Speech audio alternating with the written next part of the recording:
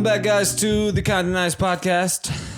Hopefully, nice with it. Hopefully you are having a great week. We got Grant back in the studio. He's back from Italy. Give us say hello in Italian. What'd you learn over there? Let's see. I learned ciao means bye and hello. Oh, we use it. Like aloha. Yeah, that's how I learned it. They were Hawaii. They're like, it's like aloha, and I was like, what are we talking about, bro? And they're like, ciao means hello or goodbye. I was like, okay. Buonasera. You hear that a bunch. It's like kind of good afternoon. Buena noche, I think, is buena noche. You sound like you're speaking Spanish right now. Here's the deal, bro. I spoke Spanish the entire time. And it worked? Because it people couldn't get me in English, but they could get me in Spanish. Yeah, so like I went through 4 years of high school doing Spanish. Like in all 4 of those years, I was in like Spanish 1, 2, 3, and 4. And the only reason I never studied, never did anything, never like read a textbook. But the reason I passed is because I just pretended it was French, and it would get me like at least an 80. Like a B and above. Let's go, dude. My teacher hated me. She was like, F this little French dude thinking he'd just pull up in here and like write stuff down because it's a like Latin-based language and you could just cheat your way through. And I'm like, what are you going to do about it? Yeah. I said, catch me in Spanish. How about that? Yeah, that was good. Yeah, if you were just speaking English, it would have been rough for you. Got eating some ceviche here. Mm-hmm. It's actually real good. I didn't think I'd like it. Usually I'm not a fish guy, but... This podcast brought to you by Rocky's Ceviche. A man of many talents. Yeah, you this is good. Do your taxes, give you some ceviche, put up some Christmas lights. Yep. You do it all. For real, man. The man is talented. So, you got any Italian stories? Anything we want to open off with? I mean, you literally just got back. Yeah, what are man. some... right, what's up next for you? So... For y'all that don't know, Why'd I Go to Italy was there's a TV show out there that translates essentially to the record show, which is a Guinness world record breaking show. They just break Guinness records. So they invited me to go out there. Naj reached out to me, Najee Richardson. If y'all don't know him, then you're blowing it. He's the homie and super talented. He has a couple records that he has already broken. I was going to do a couple more out there, and he's like, yo, Grant, come out and want to do a record? I was like, sign me up, buzz. And it's a flying bar, most consecutive hops, done by male. The flying bar, I think that's what the official name was. So it's like doing the salmon ladder, but instead of going up, you jump forward with the bar. They have male and female categories for that stuff? Dude, they have so many categories. Wait till I tell you about the people that are on the show with me. Because like, it's dope, right? People are doing crazy stuff, but also there's so many subcategories. It's like the most one-arm pull-ups done with your hair braided while your finger toes are crossed wearing the color red. And you're like, all right, dude. I guess he does own that world record specifically. Yeah. You can get so specific. You can. And so this one, the record is 6, which we know is like, on the show is 6 pretty much. Yeah, you pretty much do that just to compete. So we knew we were going to break it, but then I was up against an Italian guy. And so if he could do a bunch, then it's like really whoever. So they said this. They said, if you get 3 attempts. If you do 6 in any of your first attempt, if you do 7, let's say, you're done. That's it. And the other person goes. And if they do more than 6 and they do more than you, they win. It's over. And I was like, it's kind of weird. So what do we do? You know what I mean? We're not really trying to break a record here. We're trying to beat it's not the best setup to beat the world record, right? But I can't say how it played out. But he if you want to see what Grant's face looking like, go ahead and check out kindanice.com or patreon.com/kindanice, and maybe you'll get a hint at positive, negative, what's going on. You got to check the video. You got to check the video. I could have been frowning. I could have been smiling, but I was out there. We filmed it. I brought the Eskimo Ninja, my homie, Nick Hansen with me. And man, it was like... Nick Handsome. Yeah, Nick Handsome came and he got stuck trying to leave his village. So I saw that. Nick, gosh, he had to fly from his original plan was to leave his village, get to Anchorage, leave Anchorage, go to Seattle, Seattle to Denver, Denver to Houston. That's a nightmare, bro. Houston to Frankfurt to Italy. That's a nightmare. That's why you don't... the Eskimo Ninja being a real one. Right? He's a real one, dude. That's why you don't do that, bro. That's why you don't live out there in the boondocks. He said, my boy needs me. I'm going. I said, I appreciate you, man. That's crazy. So he gets stuck because if you've ever been to his village, if it like it's, I don't think most people have been to his village. Well, I've been, and I got stuck for a whole week. Every day I'd walk to the airport because it's just a block away. And you would ask them, hey, is the flights running today or not? How bad's the weather? And they're like, nope, nothing today. The one flight's not coming today. So walk home because you ain't leaving. So I had to stay an extra week every day checking until the weather went down. So he finally makes it out. Then his flights gets changed. Mine gets changed. My bag gets lost, and they change the filming date. Instead of us arriving, testing, and the next day filming, it was like, you're going to go straight to set. And I was like, whoa, this is wild. Like, it's out of my hands. The flights is like this. What can we do? They said, okay, we're going to change the filming date. We're going to add an extra day on March 1st, which meant I have 5 full days off now. And they're just paying for my trip. So I'm just chilling in Italy now with my homie. So we, it happened to be the fashion week in Milan. So, dang. right? I was like, what are the chances? Well, it's 1 in 52, right? How many? Yeah. 1 in 365. Yeah. Well, it's in the week. It's a whole week. 57? Yeah, 152. You divided by, I think it's 52. So the chances are exactly 1 in 52. But we were there during fashion week, and then we went to Rome. We caught a high-speed train, stayed there for a day or two, came back. And I mean, man, I got stories for days because it was like Milan was wild, the fashion district, the food we had. Jimmy Choi was there, who was he was setting a record for, you ever seen them push-ups where you like do a push-up so hard? Plyometric you push-ups? like jump up. Yeah. He like lands like a foot above and catches himself. And it's a race upwards doing those. How were they making that say? Like they harnessed in? I guess, bro. I don't know. Or like if you mess up, you just... I couldn't go on set. Yeah, I guess. Oh, you couldn't go see him? I couldn't watch him. No. Why? The set was kind of wild. It was like real small, but it's all LCD screens. And for like when I competed, they have our big picture, me and this other Italian guy, and then the LCD separates. Smoke. Here I go. And we just walked through the LCDs. That sounds kind of cool. It was dope, man. Why and are then they I doing had it a in translator in my ear. So because they're like doing stuff in Italian? Oh, it's all Italian. And so they're talking to me, and the host is like making jokes. And he's like, so yeah, da da. And I'm like late in my ear. Bro, I'm gonna say this though. I get there. I've been flying for 20 some hours. Which is nothing compared to Nick. Yeah, I know, right? So I get there, I'm jet lagged, I'm tired. My cab dude, whatever, picks me up. We're riding a nice like Benz, and we're coming back, and someone cuts him off. And I swear, dude, I was like, I can't believe they say this. Someone cuts him off, and he goes, Mamma Mia. I was like, no way, dude. This man said Mamma Mia. And they for real say Mamma Mia out there, bro. I was tripping. That's awesome. I was stoked on it. I was he's like angry, and you're back there like laughing, smiling. Yeah, he's yelling at the guy, and he's doing this. He's a Mamma Mia. And I'm in the back, and I'm like, did they do it for real? Mamma Mia. And I'm back there like, Mamma Mia. But, so, yeah, it was cool. Anyways, film, and Rome was wild. You know what? Immediately, I was bummed on Rome. It's really dirty. It's wild because the city's built around these artifacts. So you see a 2,000-year-old Colosseum, and then you see and then it's right next to like a brand new building, kind of brand new building. And that's how it is. Yeah, they've done okay with mixing the two cultures, but we also had like a pickpocketer kind of come up and try to do a scam thing, and really kind of did scam us, and it was a real bummer. Yeah, I could have warned you, bro. My parents went to Rome. He's just like, yeah, that city's just full of crooks. It's real dirty. It's like sketchy. And I thought about it, and like I think, They got their car, bro. Like they're there for like a day, or not even a day, and they left their car for like, I don't know, an hour or something, and they got like their windows smashed in and like stuff stolen. It's like, I'm gonna say this: if you ever go, this is what they do, and it's just so this is what we had a guy come up to us. Nick's got dreads, right? So this guy comes walking by, and he's like, I don't know if he is African. He looks African. And so he's like, my African friend, and walks up to Nick and like daps him up. He's like, I like your braids. Nick is the furthest thing from Africa. Yeah. Nick's Inuit, but he's got dreads, and people come up to Nick all the time because he has dreads. And, what we learned is wagwan. If someone's a wagwan, bro, that means like, what's up in Rasta. I thought that was a UK thing.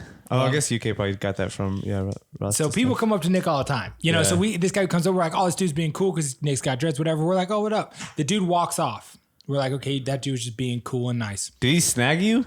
He like in that moment? No, he just said that and walks off. Like takes about 5 steps. Yeah, and then turns back, And he was like, oh, because we were like, thanks, man. And me and Nick are real, genuine talking to people. We're like, oh, man, thank you. He turns back and he's selling these bracelets. I'm assuming he's got his little bracelets. And he just kind of like was like, takes one off his little thing and he just throws it to Nick. Yeah. Like toss up in the air to him. And, Nick catches it because he's throwing it to him. And he was like, oh, cool. He's like, yeah, take it, blah, blah, blah. And then he takes a couple more steps, walks off. Yeah. And we're like, oh, okay. He must really like Nick or whatever. And then he goes, oh, and he pulls another one off and he comes walking over to hand it to me. And he's like handing it out to me. And I'm like not trying to take it. So then he tosses it and then I like catch it out of instinct. Yeah. Now I'm holding this thing and I was like, I don't want this bracelet. And then I thought about it and I'm like, Nick's culture is all about trading. Like it's a big deal in Eskimo culture to, he's like, man, I wish I had one of my homemade bracelets I could trade with this guy. This is where we're thinking this guy's made like legit bracelets when these are really just trinkets. And so as we're running those numbers, I'm like, dang, I wish we had something to trade with him too. And he's like, yeah, I got my kids. And he starts talking about his kids and showing a picture. And I was like, okay, this is kind of weird. And I thought about it and I was like, all right, this dude's probably selling these on the street. And I was like, you know what? I don't mind giving this guy some money for his bracelet. Do your thing. He seems cool. Like, do your thing. And I'm like going to get some euros out. I grab a 10. I only got a 10. He's like, don't worry, I got change. And I was like, yeah, I'll give him 5 euros. Like, whatever. Like this, the dude's cool enough. Like, take my euro, whatever. I pull the 10. He goes, don't worry, I got change. I hand him the 10. He immediately just puts it in his pocket and goes, cool, man. And goes to like dap me up and leave. And I was like, no, not cool. You said you were gonna give me change. If you give me a 5, that's cool. I don't mind giving you a 5. And he's like, nah, we're cool. And I was like, no, we're not cool. Just took a 10 and put it in your wallet. And he's like, nah, it's all good. It's all good. I was like, no, it's not cool. It's not good. It would be cool if you would just accept this $5. You're trying to scam people. I'm realizing it. I don't mind you taking this 5. You lied about it. And he's like, nah. And he pulls out some other crappy trinket, tosses it, and just walks off. And me and Nick are standing there. And that's when we realize this whole thing is a scam. He tosses it so that you're forced to then catch it. Mm-hmm. Now, you could have played him back by throwing it back whenever just pocket it and bail. Yeah. And just be like, cool, and leave, right? And as we left that guy and we were like, man, that was so sucky. He's playing on people. We watched one person after another do it. There's like 10 people just throwing bracelets throwing them at people. And it's their move. They throw it so then you feel obligated to catch it. Then when you're holding it, it's like you've accepted something. See, I've been playing volleyball. Somebody throws something up, I'm gonna spike it, bro. Dude, I should have, bro. And me and Nick got so frustrated. We started like looking at people differently and having a bad attitude. Yeah. And before we got there, we prayed like, "Hey, Lord, let us be a spirit of light to these people and enjoyment and blah blah." And we immediately had that bad attitude. And I was like, Nick, we gotta stop, bro. Let's just pray that our spirit changes. That dude was not cool, and that sucks. But like, we're not gonna be that way. Yeah. Wipe your feet off. Exactly. So we did. We dusted it off and we changed our attitude. And it made me kind of think because we're in the Coliseum and I realized 2,000 years ago, people used to cheer on murder. This is where people came to watch murder and mass murder happen. And they would root it on. I'm like, there's probably some bad spirits around here. And I'm not surprised that as soon as we got in this area. Well, Rome is just like such an ancient city. Like it's just been around for so long. Like, I mean, it's any like you go to any like super cities like New York City, Paris, Rome, like any center like that, you're gonna have. I mean, that's where most of like scam artists live. If it's like the street scam artists, but yeah, I've never been to Rome, but I don't. Other than like just to see the Colosseum, it'd probably be like the one thing that I'd want to go for. But other than that, like there's no attraction for it to me. Like I'm more of like I'm not a city guy. I like seeing like more just like landscapes and nature and stuff like that. So I mean, the Coliseum, I'm not gonna lie, was kind of lame. Really? Until I learned, like as we were there, I was like, this looks just run down. And we just left this 700-year-old church that was out like unbelievable. It was in Milan. And so we're there and we're looking at this and it's like, I cannot believe this. Then we get to this and it's like, it just looks beat up. But it's 1,300 years older. Beat up, yeah. But they also deconstructed it. They started taking the metal off of it to hold it, and it left these big holes all through it. And so you learn that once the fall of the Roman Empire happened, they actually started to slowly deconstruct this thing. And there's bits and pieces artists remade and even remade it so that it still looks like it's falling apart to represent the fall of the Roman Empire. Oh, so really? once you know all these things, it's like, oh, this is still entertaining. On the other hand, then we went to the Vatican and went to St. John Basilica, the church there where tons of popes are dead and they're just buried in that beast. Yeah. Above each pope's grave is like some artist dedicated a huge thing. Isn't there like the Sistine Chapel like over there? Yeah, so that's in the museum though. Yeah. You didn't see that? We didn't have time, but it was unbelievable. The St. John Basilica was so heavy. Yeah. And I would go back just to do that again. Yeah. Not to mention, I want to see Sistine Chapel next time. Yeah. I mean, it was wild, bro. And it was ups and downs, but I mean, me and Nick would laugh off a lot of it. We had a lot of really good food. We really, I thought we'd be really into the pastas and they were good, but it was really the charcuterie boards. You were about them charcuterie boards. Dude, they were so good, man. I'm telling you, we had like all the aged meats and these wild cheeses. Yeah. Fun fact, bro, Jimmy was with us. He's a foodie. The man is trained, culinary trained. Yeah. I remember he got a degree. The first time I met him, I was in LA. We were getting food. And like we were talking food, and this man knew what was up. Like he's like, trained. He has a degree. I remember him being very like into food and knowing what was. You want to know what else? We got to get him on the podcast, bro. Yeah, he used to be a whale. Cards. Oh, in Vegas, bro. Really? For poker. This man's lived a whole life. He was like, yeah, man. He used to find me out, a big whale, and I was on the poker, whatever. What is it? Their championship. Whatever. I'm like, this guy is in the money in the poker game back in, I'm like, yeah. What does this man not do? Yeah, Don Jimmy's a legend. I love Jimmy. Speaks He's good Mandarin. energy. Yeah. Something else. That's cool. It's a bummer though, yeah, because in any I feel like anytime you're traveling, if you're like a standout like tourist, you're gonna get taken advantage of. Like when I'm in France, like that doesn't happen to me because I speak French. And like sometimes I'll put off American vibes, but they'll quickly realize that I kind of know what's going on. But I feel like if we went to Asia or something, it'd probably be, I mean you've been to how is traveling to Asia, is it kind of like that too, or there's certain places where I've just felt like I could not fit in. Yeah. Italy, I just felt like I couldn't fit in because I couldn't speak Italian. Yeah. But Asia, for sure. I stand head taller everyone. I'm freaking hairy and big white dude. But, I can't do the heckling. Like the people, they were trying to sell tour guides and, I tried to be respectful, but this one dude, he came up to us and he's like, hey, you guys want tickets to this thing? I was like, we're good. Because I knew we already had him. I knew what he was trying to do and get another tour guide thing. Yeah. I was like, we're good. He's like, starts again. And I go, Mamma mia. I look right at him and I go, we're good. Like I have my dad voice starts kicking in, Dad right? voice kicks in. And he comes like a step closer and I look at him like, now I don't say anything. I just look at him like, don't say anything else. And he steps off and he's like, well, you could have, I can tell you guys are fine. And I was like, well, then don't come up to me, guy. And now I'm like, am I going to fight this guy? Because he just won't listen and he won't respect what I have to say. And I'm like, how did I get sucked into this? Grant went to Italy to throw hands. Dude, I'm telling you, Rome's tough. I didn't feel that way in Milan. Rome is tough. Yeah.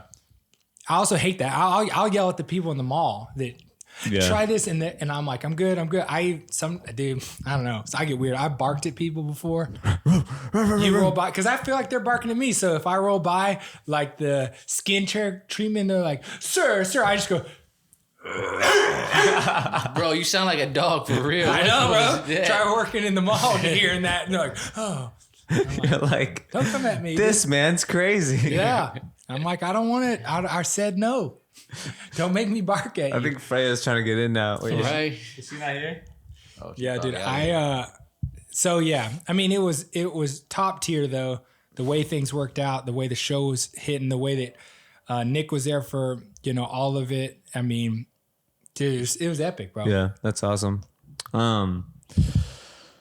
I made a drastic mistake last night. Uh-oh. So my back's been hurting, I hurt my back a while back and I'm training for France right now. Went back to them Thai parlors, didn't you? Nah, I didn't. I did something worse. Kid's an old man now.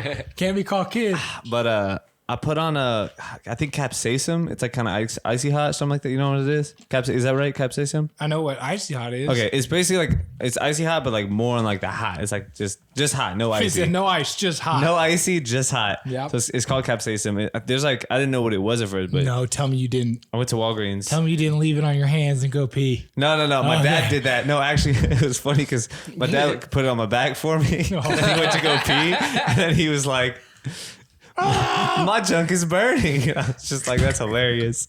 But I put it on my back. It's like I feel like the hot sensation for like an hour, and then I go hang out with a couple friends just for like 2-3 hours, and then I come back and my back's been hurting. So like my guy's been telling me to just get in the sauna and like sweat it out, get some heat on it. It'll be good for it. So I get in the sauna. Usually I stay in there 25 minutes, probably 20-30 minutes. And like 10 minutes go by, and like usually I get hot. But my back starts like burning. Like it feels like there's like a flame on my back. And I'm like, what's going on? Like, what's good? Like, and like my immediate like reaction is like, don't be like I'm trying to find a word to fit. Don't be a baby. There like just sit in there and just like suck it up. And then like it's burning. And I'm like, maybe I should on move. Fire. So then I stand up and I like stand away from the infrared lights. And then like my hands start burning. I like rub the back of my hands on my back to like put the lotion there. And then Richard was here and I step out and I'm like, bro, usually I'm cozy in there, but like my body's like real like hot right now. And he looks at my back. He's like, bro, your back is so red. Like just where the stuff was. He's like, there's just like a red, like just splotch. And my dad put like way too much on. So it's like the entire like right back half of my back.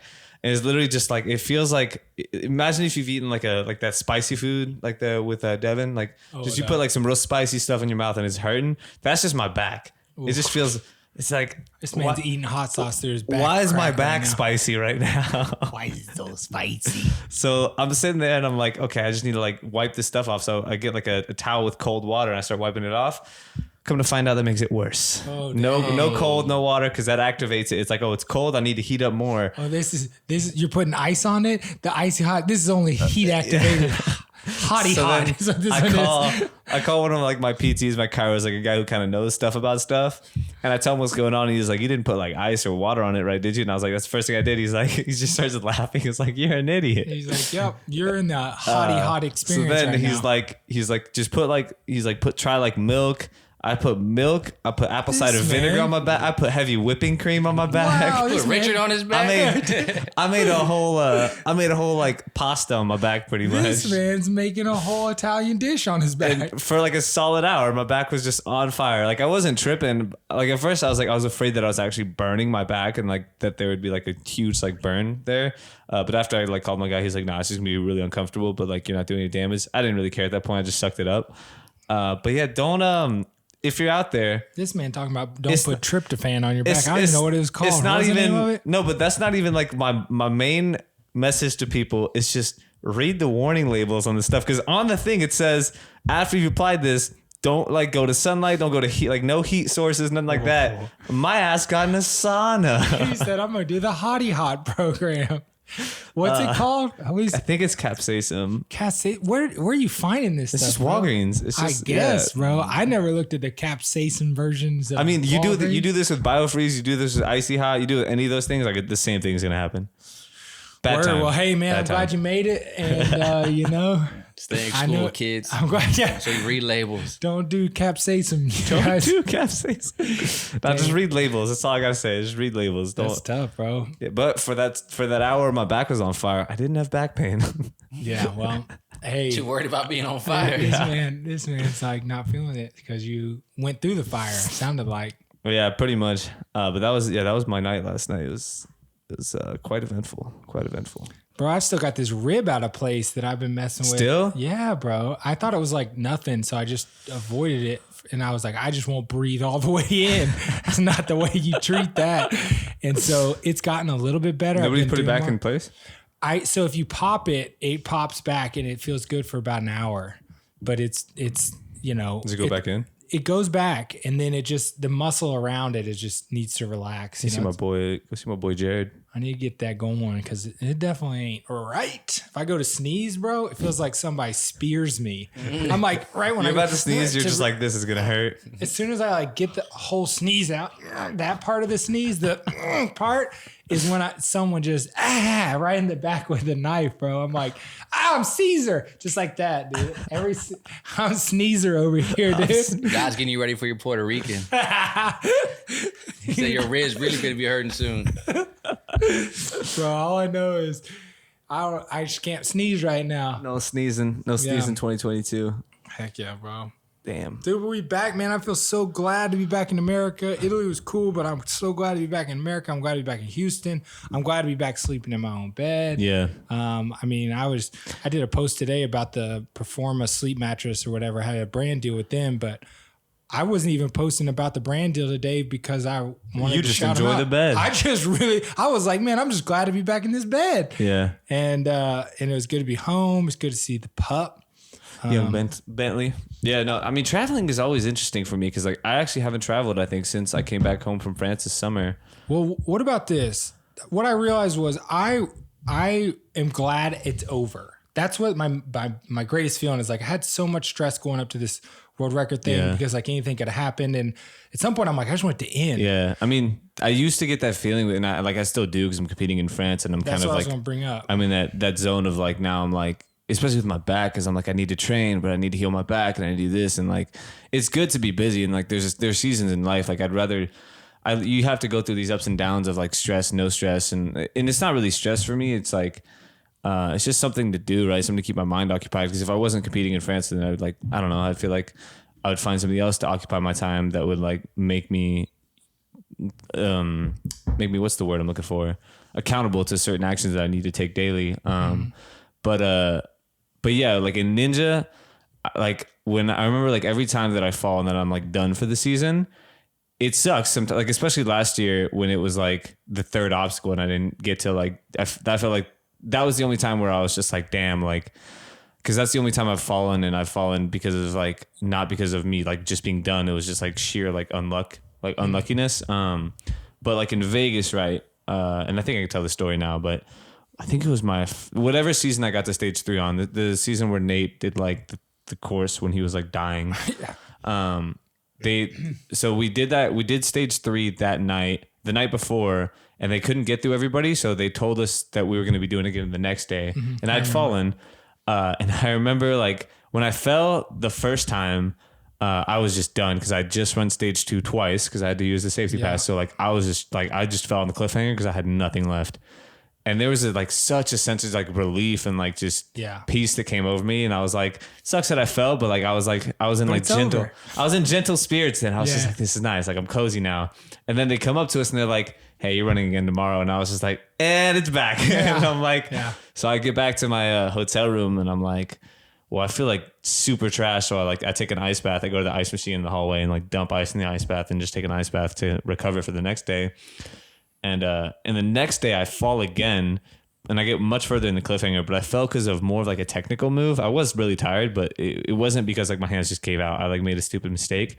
And I was like, instead of like the day before I fell, same scenario, fell on the cliffhanger both times. But the first time was like relief and almost like I was proud of like getting to where I was and I was proud of going all the way to where like my body couldn't do anymore. This time I fell because of like a mistake. I fell and I was pissed. Like I was peeved. Like I remember like, I think somebody came up to me afterwards. They're like, hey, I was going to like talk to you afterwards, but you look really pissed. And I was like, yeah, I was for a minute, like for like 5 minutes. I mean, I got over it quickly, but it's funny. Like the differences in like when you fall and you like gave it your best, there's like a sense of like contentment and peace.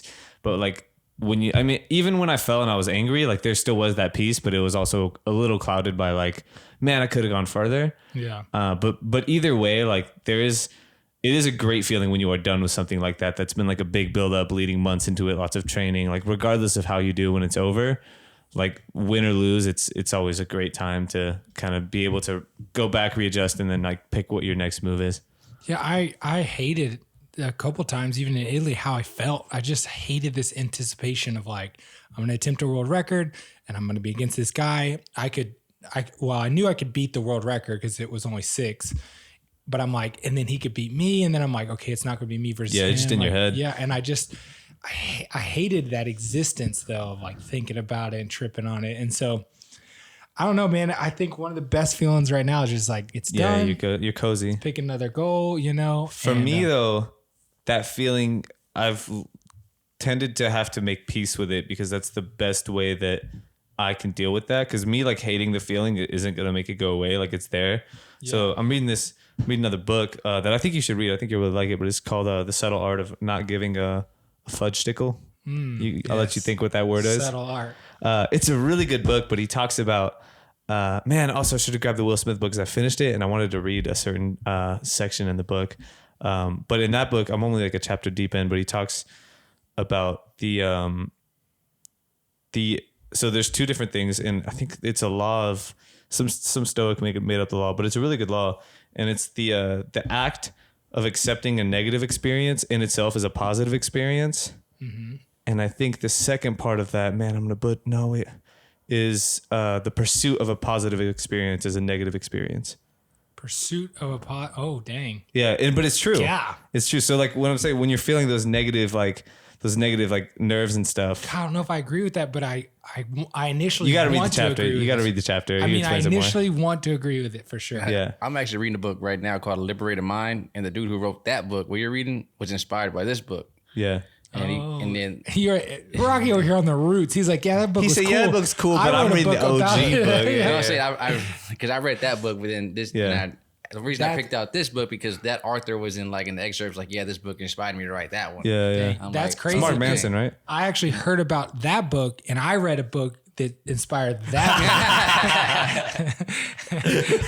Got him. But, that author, he does talk about because he had this panic attack. He's a psychologist, and he had this real bad panic attack, and so that scene he was at, that environment. You talking about Mark Manson or the other one? I don't know the author. Your author's book or my author's book? Mine. Yours? But he talks about him having a panic attack and not being able to move at all in that situation, and he avoided that whole situation from now on. He was like, those people, I didn't hang around. That event, I didn't go to that ever again. But 20 years later, I realized that I was running away. I need to embrace my pain. Because he was like, pain is like a double-sided coin. There's good and there's bad to it. Because you can grow from it, but you can also, it can hinder you sometimes if you don't embrace it, if you don't look at it. And Yeah. No, I mean, that's that sucks that it took him 20 years to figure that out. But for I feel like I've come to figure that out in the last couple of years. But yeah, this book is great.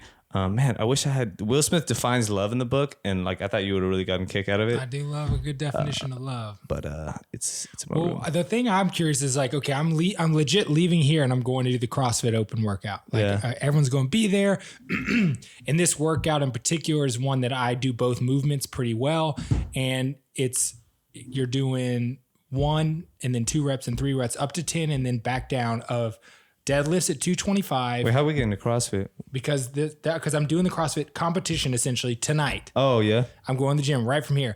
I have no worries. I'm not tripping on it. You don't care? I'm not. It's whatever.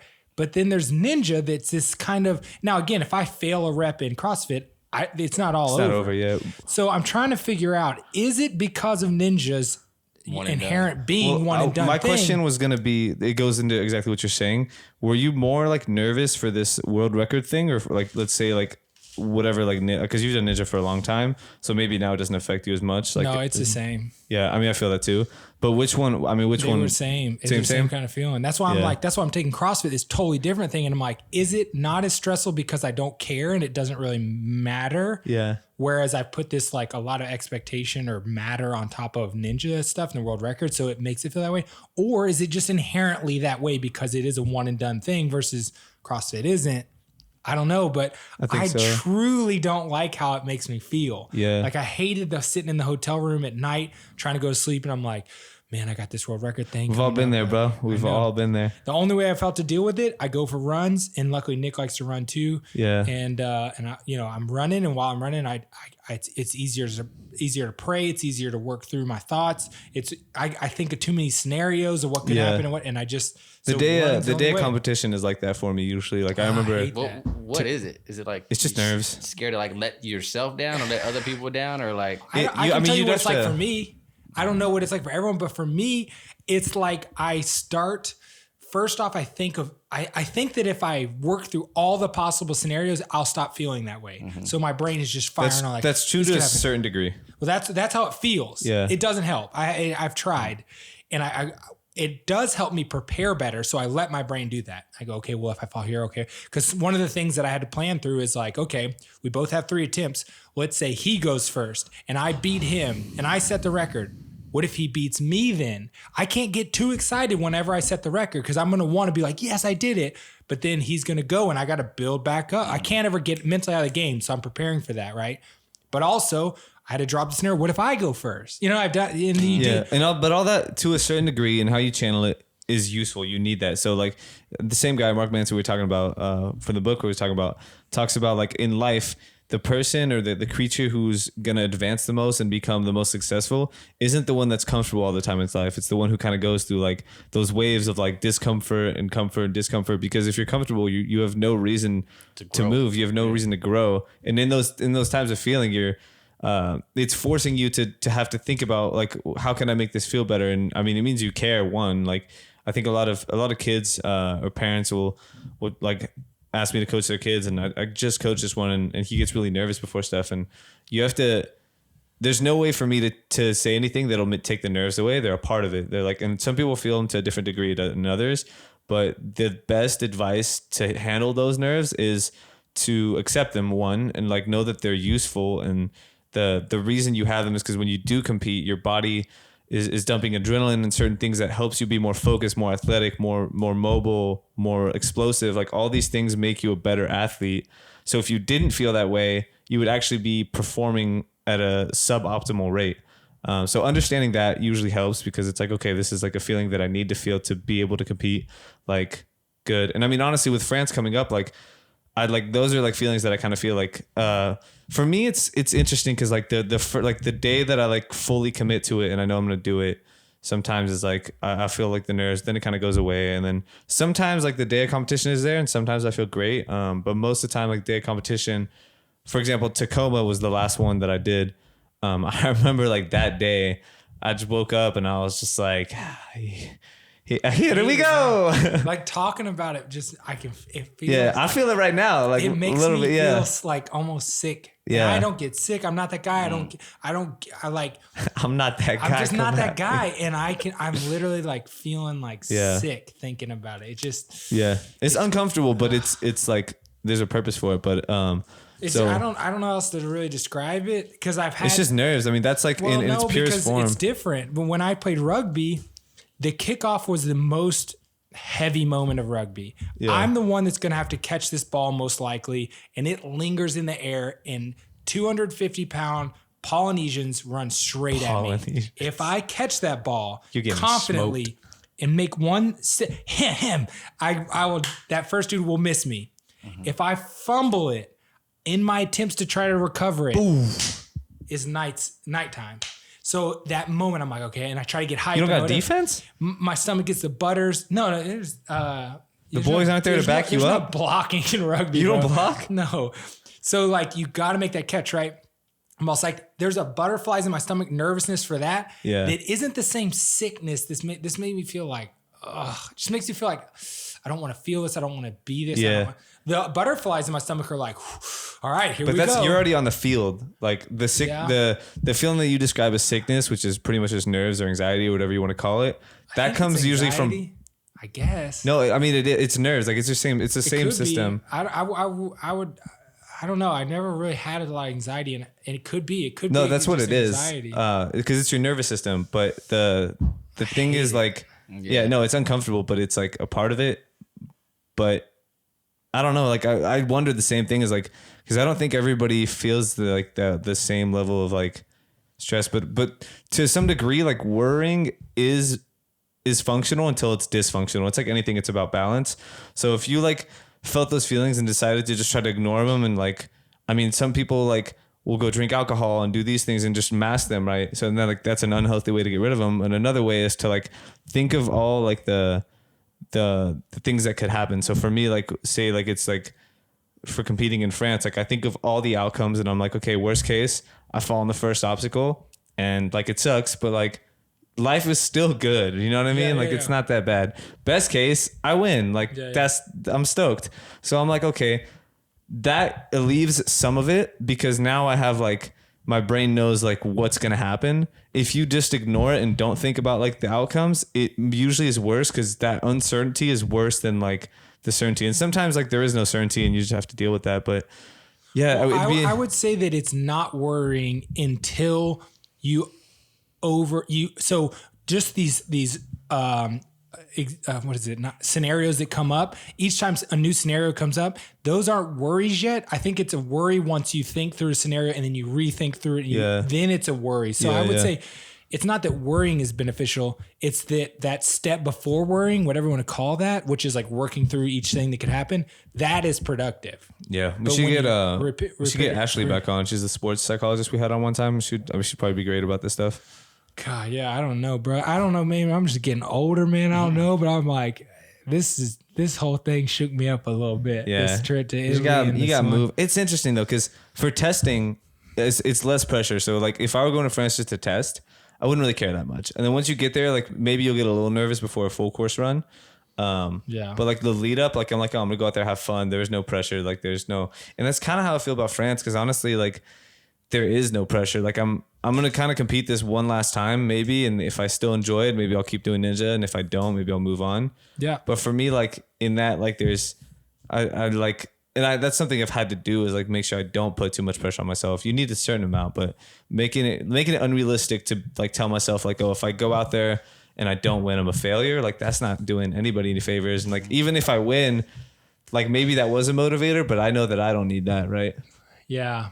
Did it help having the Eskimo Ninja there? Oh my gosh, absolutely, yeah. Because I'm sure you're in a foreign country, no family. I wish I could tell y'all what and then happened. You just had like one home base there. You had that guy in your corner just. Well, first off, you had Naj too. No, Naj wasn't there. The whole time leading up to it, it was extremely helpful. Like every moment I would get worried, he takes you out of your head. I would sit and talk with him, and then we'd work through scenarios, and then we'd move on, or we'd go run together and whatever. Yeah. But as it's happening, I can't say.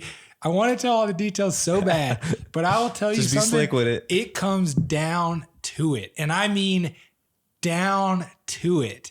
And Nick's not allowed on set, but he is on set.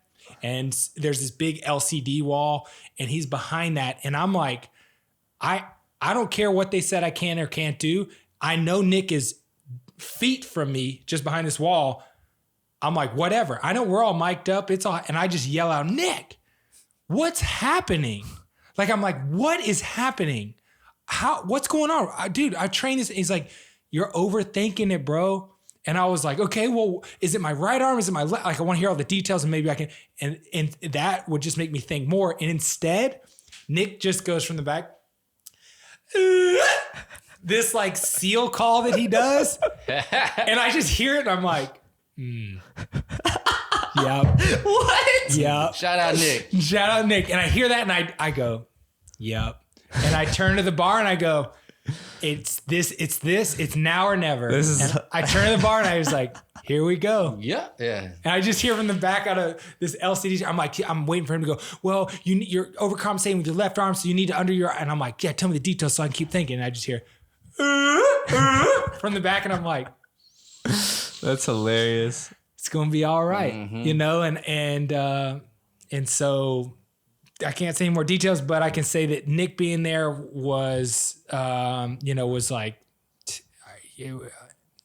can't put a value on it. It was crazy. Yeah. It was That's crazy. why I like Ninja. They let you have your people in your corner there for you along your. I would have just hit him with a yee.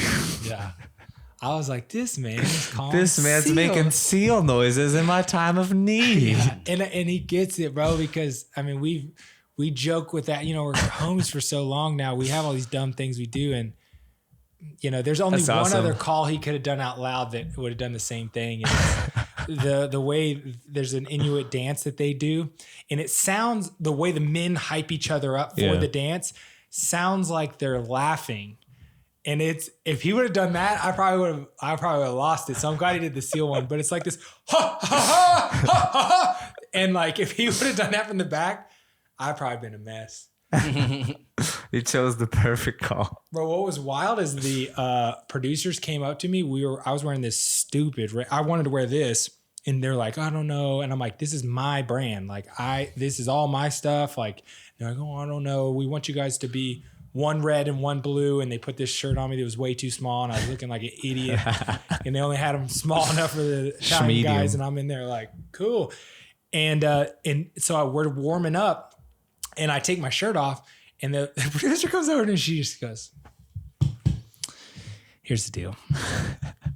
We really want you to not wear a shirt. I was like, what? She's like, with the lights, it looks really good. And I was like, okay. And I just quickly prayed about it because I'm like, I don't want to be the shirtless guy or whatever. And I'm like, but I am an athlete and we are doing, it's not like. She said, give her my number. I was like, give her my number, bro.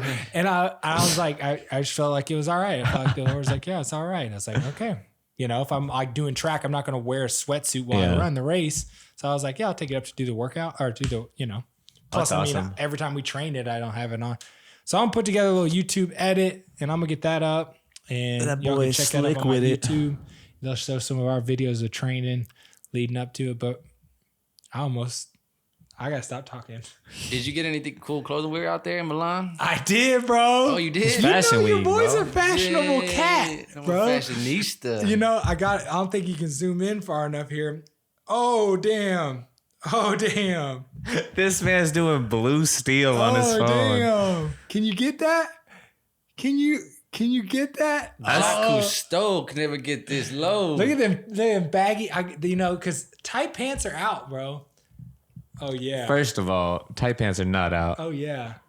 And if tight pants are there out, he goes. I've been on that hype train. There he What you know goes. about those triple XL parachute pants, baby? No, those are not ever in. That should not be in. This is just a loose leg, and I got the tight top with the like little mock neck, little chain over top. Mamma mia. I was like, Mamma mia. I was like, bayo. Man. Yeah. Italy's changed this, man. I'm different now. I came. When they walked out, they said, ciao. You're like, oh, I am a snack, I ain't said, I? Ciao. I was like, chow down. Your boy's out here. I'm a full-on dinner plate. Yeah, bro. So I did get me a little nice outfit. Nick was so funny, man. So I don't know if y'all saw the train video where I'm running through the train. My thought was like, how did he get his phone? Yeah. Well, that's what Nick was like. I was like, man, I bet I could run the speed of this train. Nick's like, I'll film it, which means he's got to stay at that bus And then stop. take the next train. Exactly. So Nick was committed to filming shots, right? And I never posted the inside the train one where Jimmy Troy's inside film me just booked through this train. Is he running with you? Jimmy's sitting in the Oh, he's in the running middle. past him? Yeah. But anyways, we keep seeing these like super to-do models, like fully decked out right in front of all the Chanel and the whatever fancy stores, right? And they're doing their pictures and like, Do you didn't find yourself a wife out there? I don't know, bro. I did feel like I could see why I was part Italian though. Once I was there, I was like, oh yeah, especially my hair, dude. Italian women's hair is like this. You said I got a Italian hair. I got women's Italian hair for sure. Damn. Mamma mia. You really did. Mamma mia. Yeah, dude. So these models are out there doing their thing. Nick was like, hey, just film me. He rolls up to these models doing their thing with their professional camera people and just shoots on his phone and then like shows it to him and, have these like awesome interactions. Then he does this one lady who had like a bodyguard and I was like, Nick, she don't seem cool. He's like, I'm gonna go, just film me. I was like, all right, Bubs. He goes over there. Lady was not having it. She was like, like all scared, like he was gonna like fight her or take her wallet or something. I don't know. But yeah, I mean, you saw it. You saw the crazy outfits. You saw the like, it's fashion week, fashion capital of the world, I guess. So I got me a little outfit, I gotta put that on. I'm rocking here in Houston. I don't know where I'm gonna go in it, but No, that's what's up. No, man. I don't know. Every time I go to Europe, I tell myself I'm gonna go to like different European countries, but I get so cozy in France. It's like, why would I go to some place I can't speak the language? yeah, bro, it was wild. And that's right, dude. The people I met, bro. This dude, and I wish I should pull up his Instagram. He's on there. Think about a huge pole, like a stripper pole, kind of, I guess, but it goes like All the way 25 up. feet up, right? Yeah. He swallows swords. Oh, he swallowed. No. He put LED camera? lights on it. So when he swallowed it, the sword's like You can see it this through his long. stomach. You can see it in his neck. Dang. I'm like, this is wild, right? Then he's got the sword and he kicks a little switch and the handle shoots forward these spikes this way to the dude's eyes, right? So he's got this sword in, he's got these spikes and he's climbs up the pole. Mind you, from here to with here. the sword in his mouth? Yeah. He's now leaning off the pole with his legs locked. That's he's not dangerous, bro. bro. Then he drops from the top, let it drop. This dude falls all the way to the ground, stops himself about inches off the ground with the sword facing up. And it's full on, like if he would have fallen, it would have been a Mortal Kombat fatality. Like full on. I wonder how often that stuff goes bad. Bro, I can tell you how many times it could go bad and he would survive. 0 times. Yeah, it happens one bad time and he's a cool story guy. And then he goes, he's going through all his little acts and he goes, yeah, I'm doing handstands to warm up. And he goes, oh, check out my handstand, right? I'm like, all right, yeah, what, he puts a drill, rolling, zzz, you know what I mean? Got a bit on it, everything. Thing's just doing its thing. Spinning. He's over top of it, handstand. This man's like this. He's in handstand. And I'm like, bro, why do this, right? And he starts lowering himself down. I'm like, you need to cut this out. How'd you even figure out you could do that? And I'm like, okay, he's lowering down. He's like super close. And I'm like, all right, bro, you are tripping, right? And then it goes in his nose. And this man's like, the drill is running and he is lowering himself as it's inserting in his nose. It's going into his nose. Oh my God. And I've done a COVID test, bro. It hits wall back there at some point. This man is about to swallow up the whole dang drill bit in a handstand and then pushes himself back out of it. I was like, I know your videos are not, you're definitely getting shadow banned.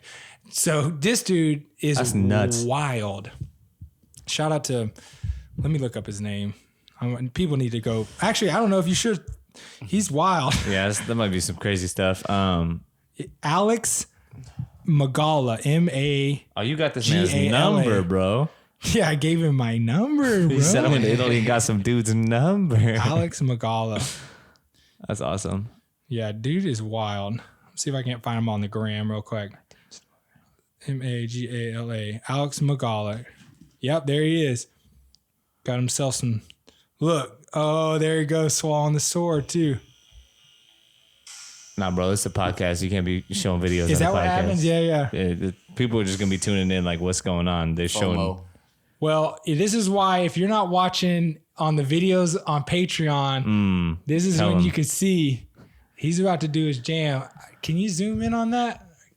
Should I hold it out there? Can you see that? Actually, if you guys want to check out, we have a YouTube channel now. We're releasing really old videos. Or not really old, but like probably starting for episode 15 and up. So if you want to check out some videos, some free videos, you can go to YouTube. And I think we're just Kinda Nice Podcast on YouTube.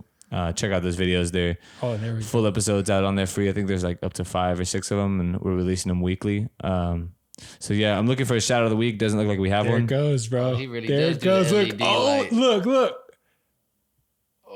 Dang, you see that little glowing spot? That's through his throat. It's like one of those fishes in the deep sea. God. You see how long that sword is too? This man is tripping. Bam. If you want to be the shout of the week next week, all you got to do is go to iTunes podcast app, whatever it's called. I think it's called iPod, or what is it called? Damn, hold on. It's called Podcast. it's just called podcast on your iPhone. Leave us a review on there, write something down. We'll give you a shout out next week. Read it out. Doesn't look like we have a new one yet. And also, if you guys can give us a 5-star review on Spotify, that helps out a lot. Just go to Spotify.com or Spotify app. Give us a 5-star review. And that'd be great. Rocky, you got any fast-paced questions for us? I do, actually. Oh, he came ready. All right. Oh, I man. with it. I did come ready today. Would you rather? Oh, it's a would you rather. Also, this podcast brought to you by Rocky Ceviche. Hey. Would you rather? What's up? Have the ability to see 10 minutes into the future or 150 years into the future?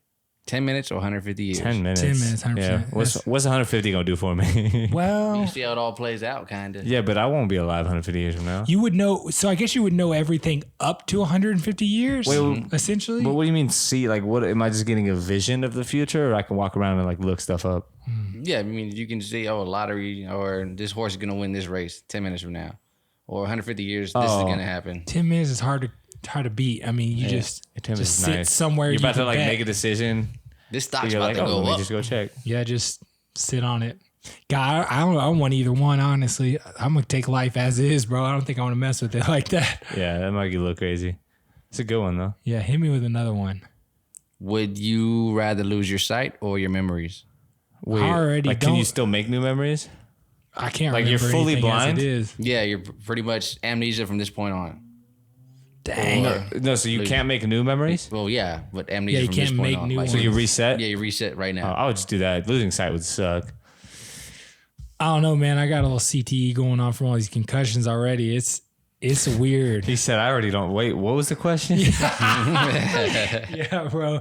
I don't know. My sight, I could live without my sight, and I could thrive. Without your sight? I could thrive.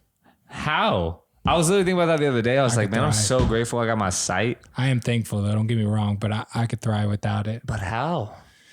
You gonna I learn just Braille, I bro? would know touch, I guess. You gonna Braille it up? I'd be touching on your nose. You and can't face drive, every time I bruh. see you. You No don't know that, driving? dude. I'd have a Tesla. You think you doing the flying bar? I'd be trusting the Tesla. Maybe, dude. I'd set the blind record for the flying bar. Just the attempt? Yeah, the most attempts. Dang. Yeah, I go. That's blind. rugged. Nah, I couldn't go blind. I'd reset. This one kind of hit home for me. Would you rather wear the same socks for a month or the same underwear for a week? Kid out here doing both. Underwear for sure. Socks for a month. You can never I take them can't. off. I legit. And I'm serious about this. I can only wear socks half a day.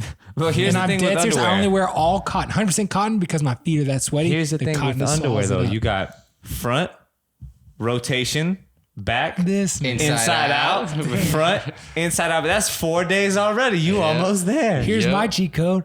I don't wear any. Yeah, he doesn't wear underwear. So socks. I can't. Funny story. When we were in Vegas, they're like showing us the obstacles or testing stuff, and Grant's just sitting there in board shorts. And I look at him, I'm like, "You won't," and then he just starts peeing himself. I just see a little stripper of like yellow liquid going down his leg because he's barefoot, and I'm just like, "This man's crazy." The thing is, I will.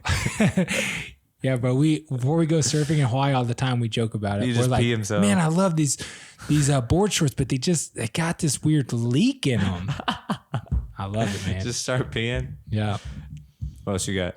Personal maid or a personal chef? chef, Ooh, bro. what do, I'm a clean I think dude. I might do maid. I don't know. No, chef would be really. No, I'd do chef. God, I'd be so tight. Is he? Wait, but he's doing the dishes and everything, all that, or do you have to do the dishes? I think you would have to do this. I'll do the dishes, bro. I'll take that. Nah, see, I like cooking a little bit though. I'm Food gives caught. me energy, man. I'm down. I think I might have to do maid. They're just I'll just feeding cook- the system. I'll just cook myself. Yeah, I mean, you can cook though too. I can cook, but I just don't want to sometimes. Yeah. Universal respect or unlimited power? Respect. What's the difference? Yeah. Oh, this guy. R-E-S-P-E-C-T. Respect is power, bro. Yeah, respect is power. I'll take respect.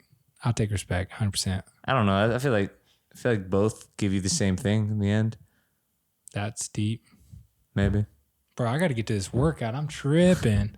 All right. Give me one more. Yeah, hit us One with some more? one more banger. Would you rather have a child every year for 20 years or never have a child at all? What? I'm out here having children. call have 20 me, of call them. me Grandpappy. My tax is going to be lit. Yeah, My bro. refund's going to be awesome. Yeah, I'm about to have a busy next 20 years, brethren.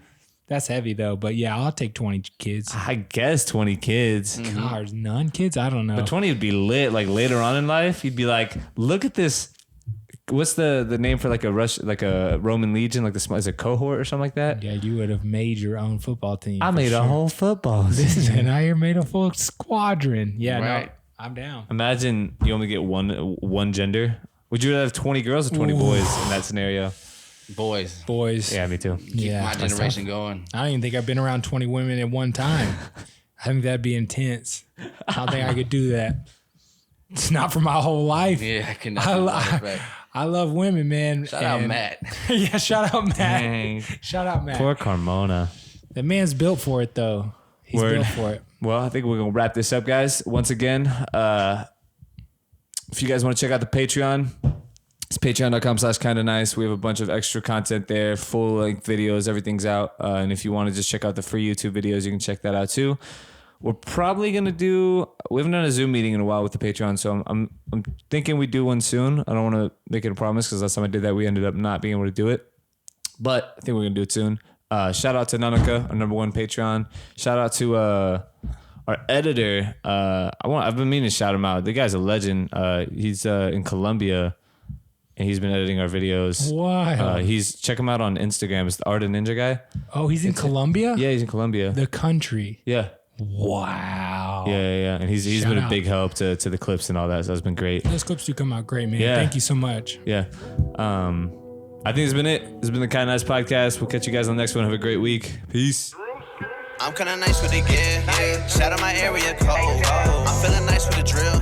And I'm about to bury the flow. I'm about to make me a meal. Nothing gonna get in the way. You someone keeping it trill.